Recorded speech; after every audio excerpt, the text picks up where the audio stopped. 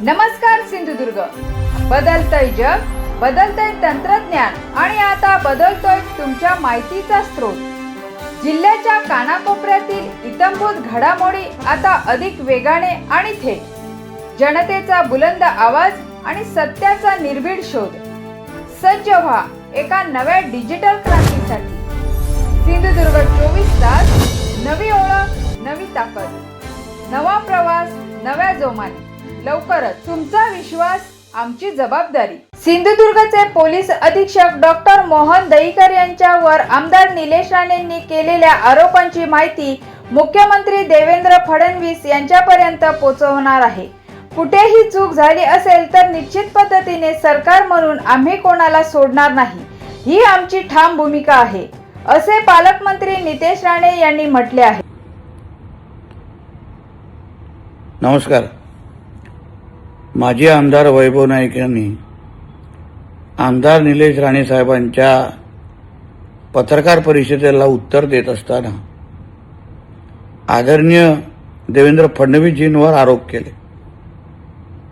राज्याचे मुख्यमंत्री म्हणून देवेंद्र फडणवीस साहेबांनी या राज्याला शिस्त आणि कायदा आणि सुव्यवस्थेमध्ये हाताळण्यामध्ये एक अग्रेसर राज्य म्हणून आमच्या महाराष्ट्राला पुढे आणत आहेत. आज कुठलाही गुन्हा घडला तर त्या गुन्हेगाराला माहिती आहे की ज्या राज्याचे मुख्यमंत्री आदरणीय देवेंद्र फडणवीस आहेत त्या राज्याला मध्ये माझी सुटका होणार नाही आणि मी अशी हिंमत परत करू शकत नाही, अशा पद्धतीची भीती सगळ्याच गुन्हेगारांमध्ये आज बसलेली आहे. खात्यातले काही अधिकारी हे चुकीचं काम करत असले तरी त्या सगळ्या बाबतीवर आदरणीय देवेंद्र फडणवीसजींचं अतिशय बारीक लक्ष असतं. आमदार म्हणून, मंत्री म्हणून आम्ही असंख्य वेळी आदरणीय देवेंद्र फडणवीस साहेबांना गृह खात्यामध्ये असलेले हे काही जे निकृष्ट अधिकारी आहेत, भ्रष्टाचारी अधिकारी आहेत, त्यांना शिक्षा देत असताना आणि जागेवर सस्पेंड करत असताना मी स्वतः पाहिलेलं आहे, अनुभवलेलं आहे. आणि म्हणून जे काय आरोप आदरणीय निलेशजी राणे साहेबांनी पोलीस अधीक्षकांवर केले त्या बाबतीमध्ये आम्ही निश्चित पद्धतीने सरकार म्हणून आम्ही देवेंद्र फडणवीस साहेबांकडे माहिती पोहोचवणारच आहोत.